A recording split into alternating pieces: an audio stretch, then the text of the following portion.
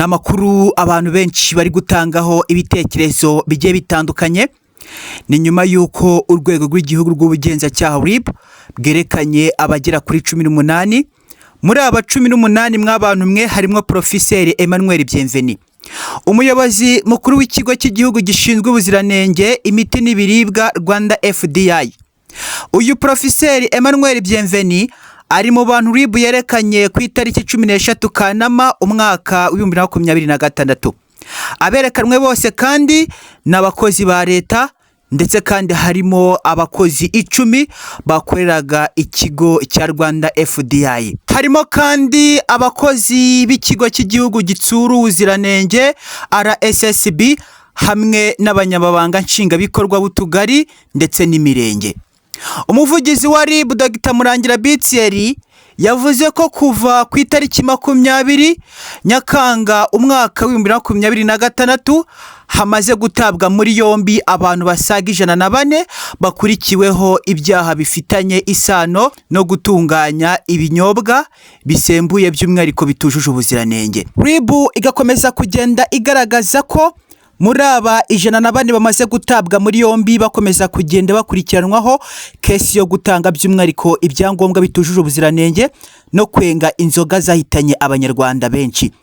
Ubwo RIB iravuga ko mu bantu 104 hamaze gukorerwa dosiye abagera kuri 97 bose bakaba baramaze kwa mu by'ukuri bandikirwa ibyangombwa bigomba kuba byaburanisha, ndetse abangaba birumvikana ko dosiye zabo zashyikirijwe ubushinjacyaha. Ibi byose ndagira ngo benshi barakomeza kugenda bagaragaza ko leta y'u Rwanda nta mikino ikomeje kugenda igaragaza, kugeza naho Professeur Bienveni Emmanuel nawe yaje kuba yisanga atawe muri yombi. Benshi bakavuga uti icyakora cyo abangaba muzabafunge kubera ko bagiye bakora agatsiko kabo ubundi barya amafaranga batitaye ku buzima bwa bagenzi babo. Nk'uyu witwa Emile ndagira ngo muriho kumureba kuri screen zanyu, yari umuyobozi mukuru w'ikigo cy'igihugu gishinzwe ubuziranenge imiti n'ibiribwa Rwanda FDI. Ariko nyine yakomeje kugenda abikoresha yirira amafaranga niyite ku buzima bw'abaturage. Leta nayo ikavuga uti natwe reka tuze tuyakurutse ayo wariye yose uraza kuba mu by'ukuri uyagaruriza muri gereza. Ubwo nyine bafashe umwanzuro kujya kumufunga ku itariki 13 uku kwezi kwa 8 bavuga uti nawe nabashe kuba afungwa. Amakuru akomeza kugenda tugeraho bamuhozagaho n'ubundi jisho kuko nyine nawe yari yamaze kumenya ko azafungwa. Ubwo azagira ngo afate indege yicikire bazasange ijisho rya leta riri kumureba. Nyine ninkubwira ngo leta iyo yamaze kugukemanga nta hantu wabukicikiye. Uyu musaza Bienveni mu by'ukuri yakomeza kugenda acungwa, n'umusaza wakomeza kugenda ucungwa cyane. Ubwo rero RIB kuri uyu munsi yatangaje ko abagera kuri 18 bose batawe muri yombi. Muri aba 18 harimo abagera ku 10 bakoraga mu kigo cy'igihugu gishinzwe ubuziranenge imiti n'ibiribwa Rwanda FDI. Muri aba 10 bakoreraga iki kigo ndetse harimo na Prof Emile Bienveni. Uyu musaza nyine kuri aka kanya niwe umaze kubufungwa ndetse byamaze kuba binemezwa. Ariko bakavuga uti iki gisaza nicyo cyari kibakuriye. Nyine uru rusaza muze kwa murukane kuko ibintu rwakoze ntabwo ari nimwumva ndi kuvuga gutya nimuze kugira ngo ntabwo yakoreye igihugu. Uyakoreye igihugu ariko ndakubwira ngo mu gihugu cy'u Rwanda iyo udafite discipline ibyo wakoze byose bashobora kwa mu by'ukuri babihindura zero. Discipline festival mu gihugu cy'u Rwanda bitewe nuko u Rwanda rushaka gukorana n'abantu bafite discipline.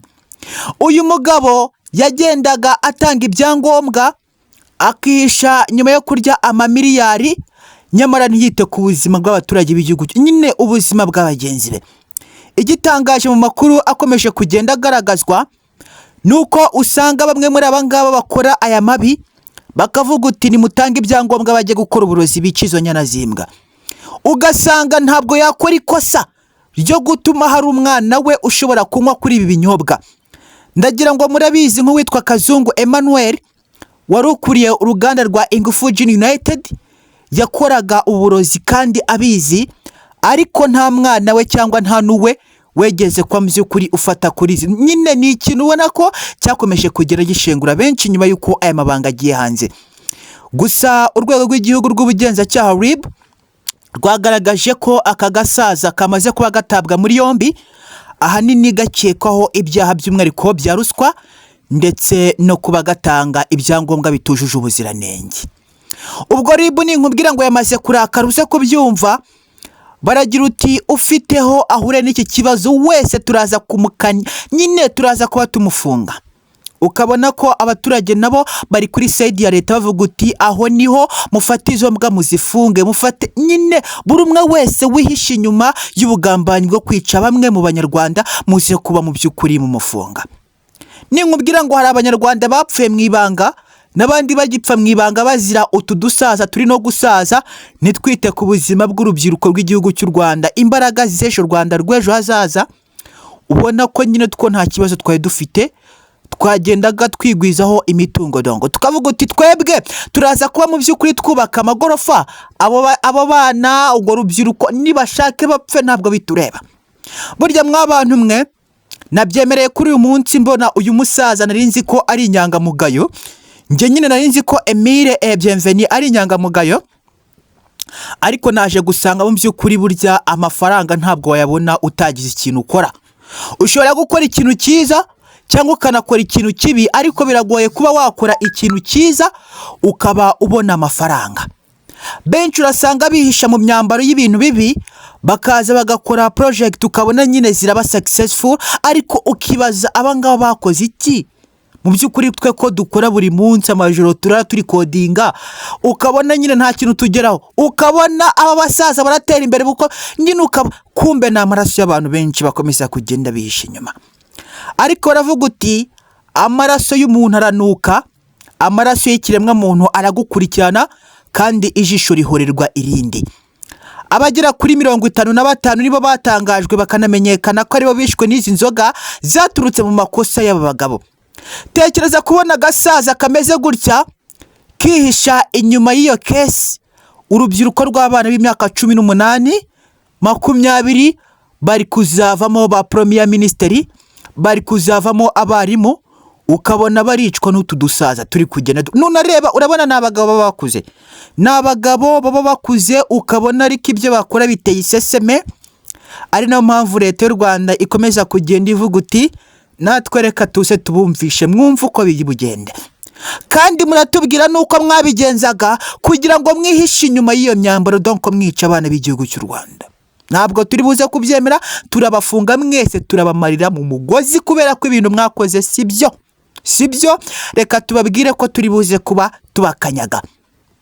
Ubwo uwitwa Prof Emile Bienveni yamaze kuba atabwa muri yombi, ndetse yaje kuba atabwa muri yombi na bagenzi b'icyenda, harimo n'abandi banyamabanga nshingabikorwa, ubwo harimo ab'utugari n'abandi b'imirenge.